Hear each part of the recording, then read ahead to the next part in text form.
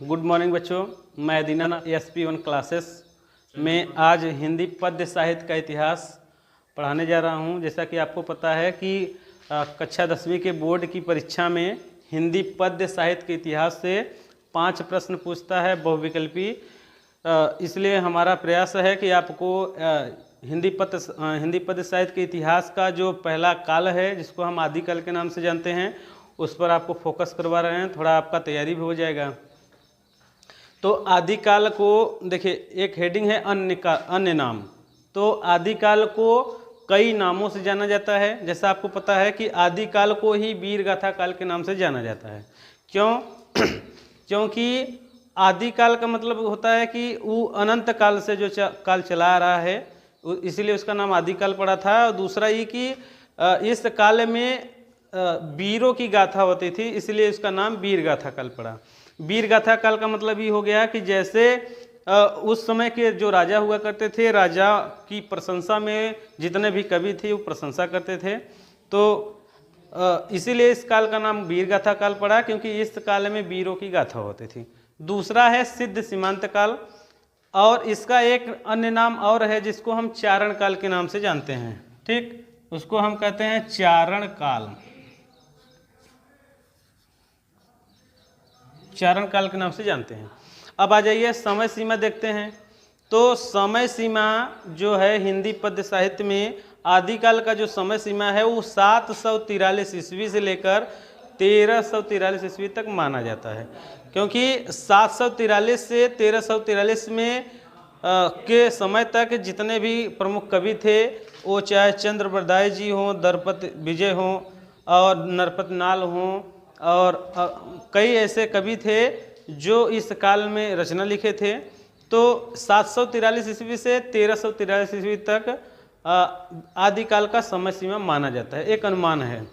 और किताबों में कुछ अलग भी रहता है, लेकिन 743 से 1343 तक यही माना जाता है। भाषा ये समझते हैं, जो आदिकाल की भाषा है वह डिंगल भाषा के नाम से जानी जाती है, और एक भाषा पिंगल भी कहा जाता है। डिंगल या पिंगल भाषा। एक राजस्थानी हिंदी भी प्रयोग किया जाता है। उसके बाद आदिकाल के जो प्रमुख कवि हैं वो चंद्रबरदाई जी हैं। चंद्रबरदाई को हिंदी का प्रथम कवि माना जाता है, यानी हिंदी का प्रथम कवि सरापा थे, लेकिन इस काल के जो प्रमुख कवि हैं वो चंद्रबरदाई हैं। और उनकी जो रचना है पृथ्वीराज रासो रचना, वह महाकाव्य रचना है। महाकाव्य का मतलब आप जानते होंगे कि महाकाव्य का मतलब होता है कि जो रचनाएं बड़ी होती हैं उन्हें हम महाकाव्य कहते हैं। तो पृथ्वीराज रासो रचना जो है वो महाकाव्य है। उसके बाद नरपत नाल की रचना जो है वह विसल देव रासो है, जो राजस्थानी भाषा में लिखा गया है, राजस्थानी हिंदी का प्रयोग किया गया है। और पृथ्वीराज रासो जो रचना है वो डिंगल या पिंगल भाषा का प्रयोग उसमें किया गया है।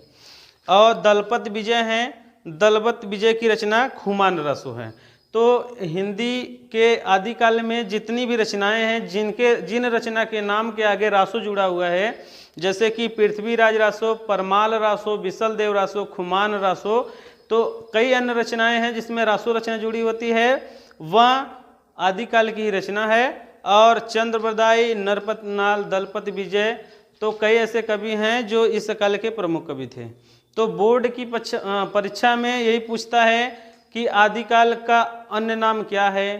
तो आपको लिखना है अन्य नाम में वीरगाथा काल लिखिए, या फिर सिद्ध सीमांत काल लिखिए, या फिर चारण काल लिखिए। वो आपके ऊपर डिपेंड करता है कि आप क्या लिखते हैं। चाहे वीरगाथा काल लिख देंगे तब पर भी सही होगा, सिद्ध सीमांत काल लिखेंगे तब पर भी सही होगा। उसके बाद आदिकाल को हम आपको बताया कि वीरगाथा काल क्यों कहा गया था, क्योंकि इस काल में वीरों की गाथा होती थी। ठीक, और जब कभी आदिकाल की विशेषताएं या प्रवृत्तियां पूछेगा तो आपको इस काल की जो विशेषता है वो यह लिखना है कि इस काल में राजाओं की प्रशंसा होती थी, पहली विशेषता हो गया। दूसरा हो गया डिंगल भाषा का प्रयोग किया गया है, डिंगल या प्राकृतिक भाषाओं का प्रयोग किया गया है। तो इस काल से पूछता है कि आदिकाल के किसी एक महाकाव्य रचना का नाम लिखिए। तो हिंदी में अगर हिंदी के प्रथम महाकाव्य रचना का नाम पूछेगा तो वह रचना पृथ्वीराज रासो है, क्योंकि हिंदी की पहली महाकाव्य रचना है। इसके बाद के कालों में कई महाकाव्य रचनाएं मिलेंगी, जैसे कि आदिकाल के बाद का जो काल था वह भक्ति काल है, भक्ति काल के बाद रीति काल है, रीति काल के बाद आधुनिक काल है। तो भक्ति काल में रामचरितमानस हैं, आधुनिक काल में कामायनी है, और कई ऐसी रचनाएं हैं जो महाकाव्य हैं, लेकिन हिंदी का पहला महाकाव्य पृथ्वीराज रासो है और चंद्रबरदाई उसके कवि हैं। तो जब कभी आदिकाल का बहुविकल्पी में प्रश्न पूछे कि वीर गाथा काल के किसी एक वीर गाथा काल की भाषा का वर्णन कीजिए, तो वीर गाथा काल की भाषा होगी डिंगल भाषा। और कभी पूछता है कि आदिकाल के किसी एक कवि का नाम लिखिए, तो चंद्रबरदाई, नरपति नाल, दलपति विजय, किसी का एक नाम लिख देंगे आपका हो जाएगा। ठीक, उसके बाद रचना पूछता है तो पृथ्वीराज रासो पहली रचना है जो महाकाव्य है, और विसल देव रासो है, खुमान रासो है। ये जो रचना है, जब रचना का नाम पूछेगा आप रचना का नाम लिख सकते हैं। ठीक, तो आदिकाल से जितने भी प्रश्न बोर्ड में पूछे जाएंगे वह यही है कि आदिकाल का और किस अन्य नाम से जाना जाता है, आदिकाल का समय सीमा निर्धारित कीजिए, आदिकाल की भाषाओं का वर्णन कीजिए, आदिकाल के प्रमुख कवि का नाम लिखिए, या फिर आदिकाल के किसी एक महाकाव्य रचना का नाम लिखिए। तो हमारे हिसाब से ये जो आदिकाल है आपको बहुत अच्छे से समझ में आया होगा, क्योंकि इन्हीं से ही आपको बोर्ड में 5 प्रश्न पूछेंगे जो 5 नंबर का होगा। तो अगर इसको अच्छे से आप तैयार कर लेंगे तो आपका जो बोर्ड का परीक्षा में जो प्रश्न 5 नंबर के पूछे जाएंगे आप उसको बहुत ही आसानी से जवाब दे सकते हैं।